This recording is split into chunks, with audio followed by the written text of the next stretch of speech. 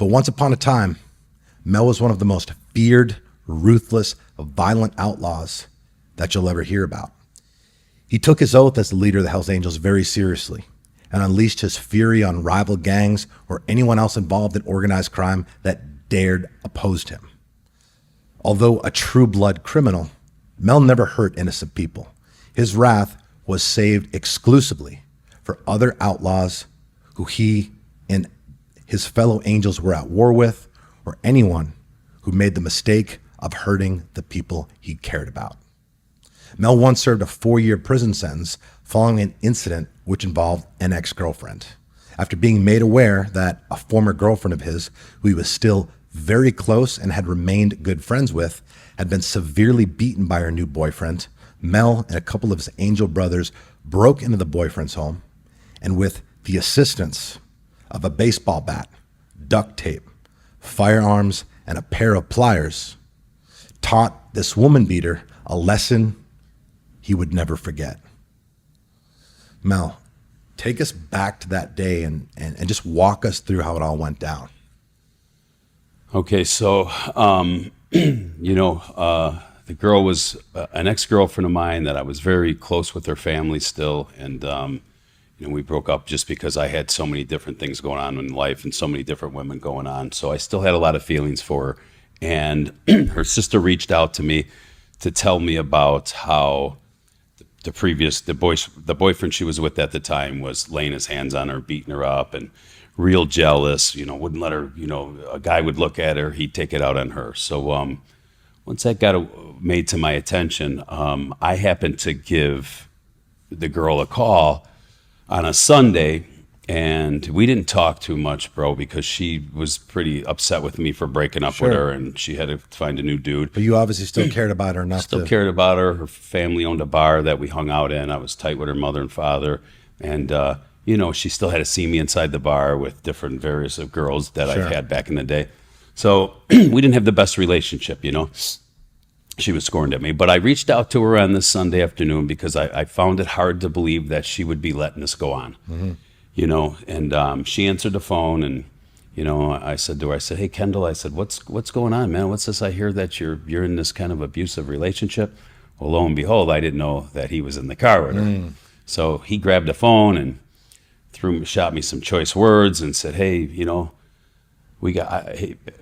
motherfucker, he said, I got a bullet with your name on it. Don't think I'm afraid of you because you're the leader of the Hells Angels. I got a crew. And he went into that mode on me. Mm-hmm.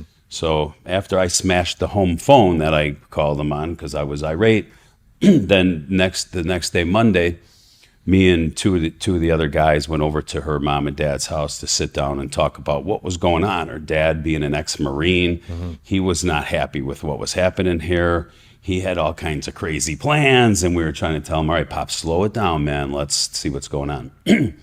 Lo and behold, that Monday evening, a knock on the door comes, or a ring on the doorbell comes at the parents' house, and her mom gets up to go see who's at the door. The door opens, and here comes Kendall in, pretty banged up. Mm-hmm. Eyes swollen, socket. I think he broke her orbital from orbit, from what we were understanding, banged up, and so we hear her mom scream, and we go in the kitchen and in the doorway, and we see what's going on with her, and her dad goes crazy and starts loading guns up, and we're telling him, slow down, right? You can't go do this craziness, So the plan was a Johnny on the spot plan, and being who we were so used to that lifestyle. Everything was on the spot with us, You knew what to do. We knew what to do. So my one brother, I call him the other co-defendants. He said, hey, I'll be back. I'm running to the house. I go right on. And we stayed there, and we kind of, and you knew what that meant. I knew what that meant. Yeah, we kind of was helping her out. Do you mind elaborating on when someone says, hey, I'm going to the house? Yeah, we always had the toolkit set up for what we needed to do. If we found out some bad guys were somewhere, and we went and got, if we can, some certain things, the ball bats, the pliers, we always had firearms on our bodies and stuff like that. But if we knew we were going to go do a number on somebody, that was the toolkit. We called it the tool bag. And so I stayed at the house with the other member, and there was 3 of us. And we, kind of were walking through with her dad what was going to happen and stuff. And we had to give her some pain pills because she was in pain and stuff. And she would have never went for the idea. So as much as this was happening to her through the years, and I'm going to take you back in a time where it was pre-OJ. So OJ changed the law of what was going on. So before OJ and Nicole, if a guy beat up his girl and she called the police and the police came and put the charge on him, if she didn't show up in court, they SOL'd it. They called it throw it out. Yeah. After the OJ and Nicole thing, it didn't matter. Once that charge was put on you, the state picked it up, right? So we know that. So that's what changed that law. And that's what the time frame we were in, that 96, 7 area. So this happened to her about 5 or 6 times, and she just never went to court because he'd say, I love you, and I love you. Women get in these relationships, they can't get out. They just love the guy. She loved him. And he was just so jealous. So we knew that she wasn't going to go for anything. So we pain-pilled her up a little bit and made her mood okay. And we told her, hey, listen, we're going to go back to your dad's house. So the gentleman I'm talking about was her stepdad and her real mom. Her real dad, who her mom were separated from, they were renting this house from him. So it was his house.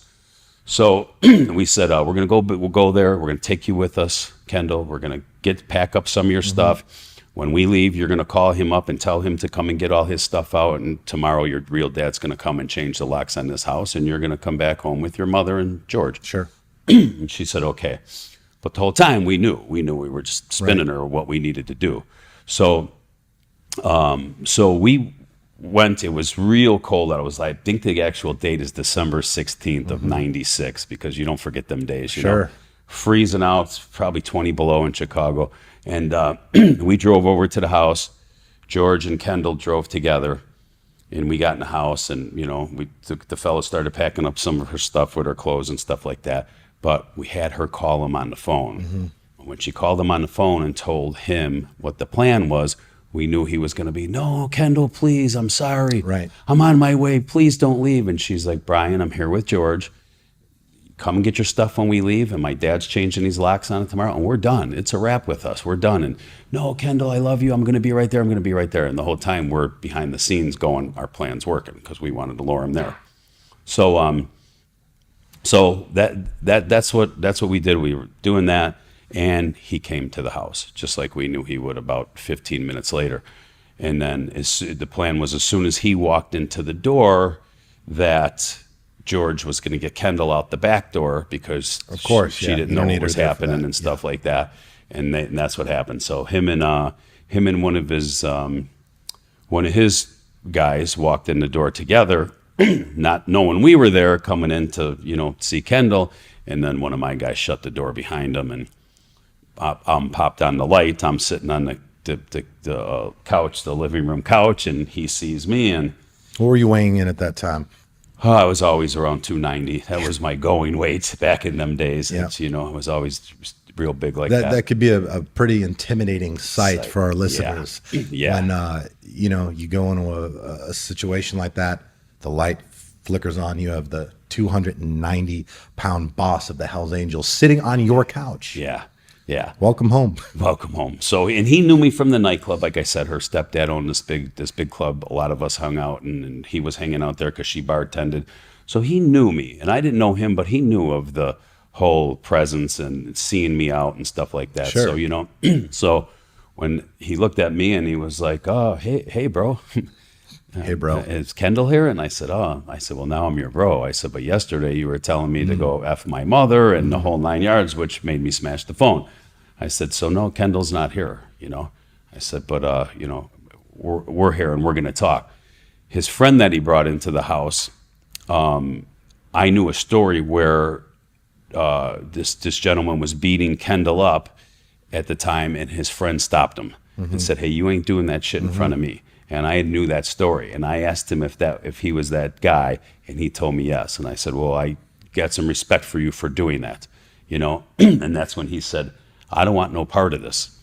And that's what he told me. He said, can I leave? And I said, no, we can't let you go, because I don't know where you're going to go. Yeah. So, they're going to secure you somewhere in here. And what does that mean? When you're done. So they took him in the basement, tied him up, put him in the basement and stuff. Yeah. and he got out the window. But let me get to that. So, Sure. and I told him, I don't know where you're going to go. They were some street guys, and they had some course. friends too. So I didn't know if they were going to go bring back 10 guys and we're going to be in a shootout in the house. Yeah. So, and he was cool with that. He didn't want no part of it. I said, but You just wanted to get out of the yeah, situation. I said, because it's going to be a bad scene for your dude here. And, we knew the kid, we heard the kid was good with his hands and stuff like that. He was a fighter. So as my two guys were, done moving some of her stuff and getting her stuff together, me and him tussled in this little small hallway, and it wasn't working out for him. I was heavy, I was big, I could fight. And so duct tape him, put him in a chair, straight up chair like this, roll a duct tape around him and stuff. And that's when the baseball bat comes out, because I'm going to teach him a lesson for the beatings that he's given her, the police reports and stuff. And that's where my frame of mind was. I was in that frame of mind, like, you should have not been doing this to somebody that was that close to me. You know what I mean? And people were around telling him, like, he's going to get wind of this, man. This is not a good situation to do,